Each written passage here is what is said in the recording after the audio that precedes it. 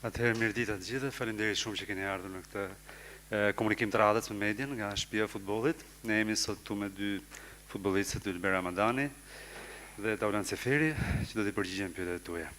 Do ta nisim me Ramadanin dhe më pas do të kalojmë te Seferi. Pyetja e parë, Albana.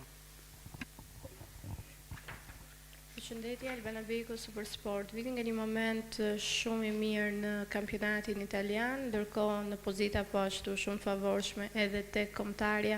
Është ky ndoshta momenti ideal për një lojtar si ju në të dy aspektet, qoftë kampionat, qoftë kombëtare? Po normalisht me kombëtare nëse arrim Evropianin është një gjë e madhe për mu, për gjithë Shqipërinë, për familjen time, edhe atje në Itali jam duke bë mirë, edhe shpresoj të vazhdoj kështu.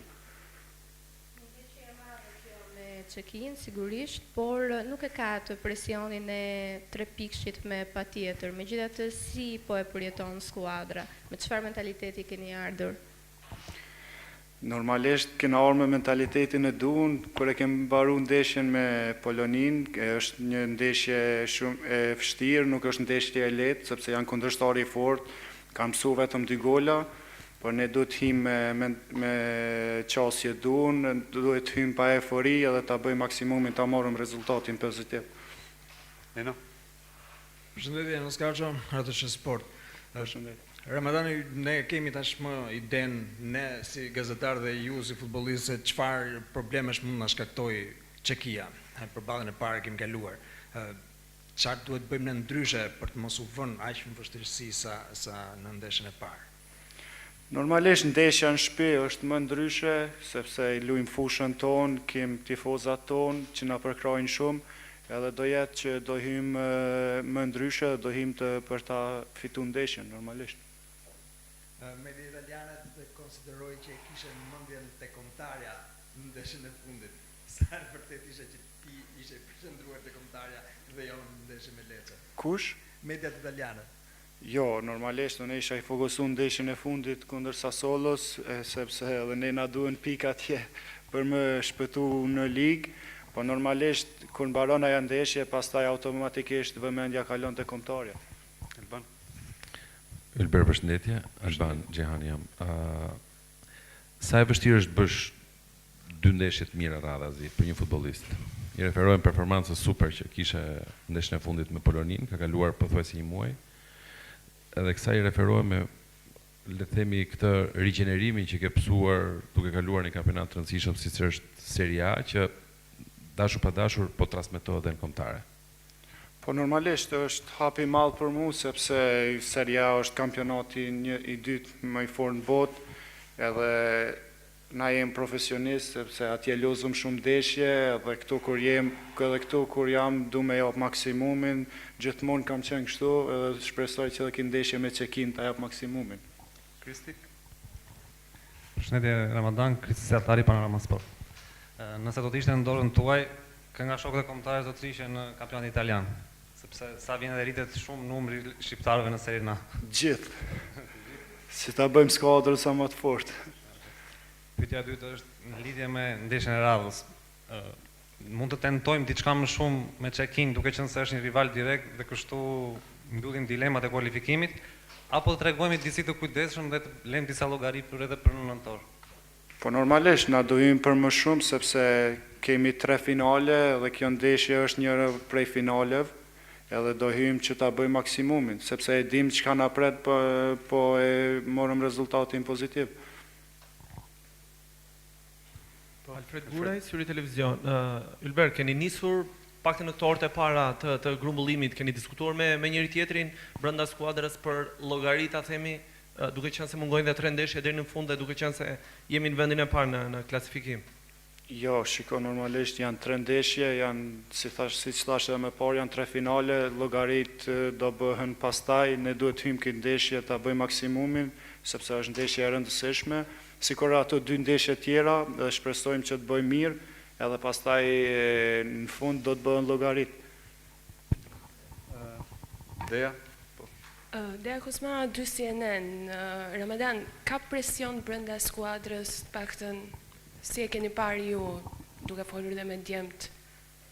Shiko, ne jem profesionista, çdo herë ka presion çdo ndeshje, por ne duhet ta menaxhojmë mënyrën e dur edhe me kokën e, si thojnë të ne, me kokën e dur, sepse nuk duhet bëjmë ndonjë send që do na dëmtoj neve ose diçka, sepse duhet hyjmë nga minuta e parë të përqendrohemi maksimalisht. Deri tani, statistikat kanë treguar që Republika Çeke është kundërshtari më i fortë për Shqipërinë në grup. Ju vetë, si e vlerësoni? Po normalisht ata janë pozitën e dytë, janë ekip shumë i fortë fizikisht, edhe ata janë tregu më të fortë se Polonia dhe normalisht janë kundërshtarin. Përshëndetje, Ernest Koçi, Report Televizion.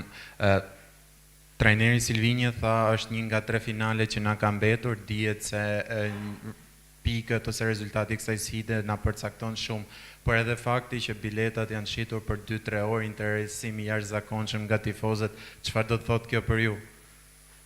Kjo do të thotë që është përkraje shumë e madhe për neve dhe shpresojmë të mos t'i zhgënjejmë edhe këtë ndeshje, ta bëjmë sikur ndeshjet e kaluara, edhe desha t'i falenderoj tifozët anën banë shqiptarisë ku janë, që vinë mbështesin edhe që bëjnë kësi suporti për neve. Kjo është shumë e mirë edhe duhet që t'ja kthejmë fush pastaj. Bana. Do kalojmë tek Seferi. Ka më pyetje për Ramadanin? Ndërkohë së fundmi do doja edhe një pyetje. Po, për të dy, qoftë për Ramadanin, po edhe për Seferin në raport me tifozët. Dihet që në këtë ndeshje duhet jemi shumë të kujdesshëm, tifozët padyshim që vinë me qëllimin për t'ju mbështetur, por nga ana tjetër asnjë lloj gabimi apo dalje përtej rregullave nuk është në favorin e kombëtares, sepse mund të na dëmtojë dhe mund të dënohemi. Keni ndonjë thirrje për tifozët? Po normalisht ju kisha lutë që mos të hullin gjësëndën fush, sepse na duen për ndeshjet e rallës, sepse ata janë lejtari 12 i juni, edhe mendoj që kjo do ishte mirë që t'jenë me neve gjithmonë, edhe nuk duam që t'i humbim nga këto hulljet në fush. Okej, pyetja e fundit për Ramadanin ishte kjo, do kalojmë me pyetje për Seferin, Sabina. Përshëndetje, Sabina Metere të Shesport. Përshëndetje. Seferi, ndër 3 emret për pozicionin tuaj, Muçi, Uzuni dhe Seferi, ju keni një karakteristikë ndryshe nga 2 lojtarët e tjerë që mund të ktheheni edhe mbrapa në mbrojtje. Mendoni se ndoshta mund t'ju favorizojë më tepër kjo për të nisur ndoshta si titullar, pra që nga minuta e parë? Jo, shife, për kombëtarë normalisht se konkurenca është shumë mirë kur ka konkurencë, edhe ne kemi një grup shumë të fortë, edhe jemi një grup shumë i mirë brenda, po sa i përket se kush do lozë, kush jo, aty vendos trajner, edhe kështu që neve na ngjelet me punu fort, më ja tregua Tina se jena gati gjatë javës, edhe pastaj do shohim se kush do jetë statues dhe kush jo. Elban. Taulant, përshëndetje. Përshëndetje. Turoj fat edhe në këtë ndeshje. Ke qenë titullar me Çekin, besoj se ashtu si Ramadani një dhe ti mirë. Problemi është që i referojmë kualifikuesave 2016-ës, ju s'keni qenë, po erëm tek fundi, ishim shumë afër dhe u bën disa gabime derisa arritëm të merrnim atë fitore në fund. Këto 3 ndeshje të fundit janë si ato minutat e fundit të një ndeshje. Sa ndjen që kemi energji në këmbë për t'i përballuar këto shanse dhe këto finale që ne kemi? Padyshim, siç e tha dhe Elberi më herët se janë këto 3 finale, edhe po kjo ne kemi fokusin tani te kjo ndeshje rallës edhe besoj që energjia e lojtarëve është e duhur dhe kemi ardhur të kariku maksimalisht këtu edhe të fokusu maksimalisht edhe dosh Zoti që në këtë ndeshje dalim me rezultat pozitive dhe pastaj do shohim për ndeshjet e rallës. Enrico? Po, Enrico Gaba, Euronews Albania. Seferi së pari ju urojmë për atë gol të shënuar ndeshjen e fundit, por pyetja ime është se si e shihni konkurrencën dhe është kjo në grumbullimet që ju keni bërë ofensiva më mirë që kanë pasur kuqezinjt? Besoj që po se kemi bërë shumë golla dhe besoj që kjo është ofensiva më e mirë që ka pas kombëtari, edhe kështu kjo më bën të lumtur sepse siç e thash më herët konkurenca e bën grupin dhe ekipin më të fortë edhe shpresojmë që kjo konkurencë e madhe të na shërbejë për rezultate pozitive. Ndër vite, kombëtarja nuk e ka pasur pikë të fortë repartin e sulmit, kryesisht jemi përqendruar tek mbrojtja, por duket se përkthehet në një repart tepër të rëndësishëm dhe që nuk na lë në baltë. Si ndjeni ju lojtarët e repartit sulmit për këtë fat? Po dyshim kur kombëtarja shënon, është diçka e bukur për sulmuesit edhe është diçka e mirë, po unë e mendoj prapë se kombëtari nuk e bën një repart apo një tjetër, kombëtari është grup edhe forca më e madhe e skuadrës është grupi. Po, Taulan, sa era afron grumbullimi kombëtarës, ju shënoni gol me klubin tuaj. Ndodhi në para disa ditësh, ndodhi në shtator, ndodhi edhe në qershor. Është kjo një strategji, është motivim duke qenë se afron kombëtarja apo thjesht rastësi? Motivim shtesë është, po ne lozim për të bërë gola, ne sulmues duhet me bë gola, dhe kështu që jemi të lumtur kur shënojmë, po shpresojmë që të shënojmë tani në kombëtare. Besoj është koha. Okej, dhe një pyetje direkt. Çfarë kemi ne më shumë se Çekia për të dalë në bandë tenjtë?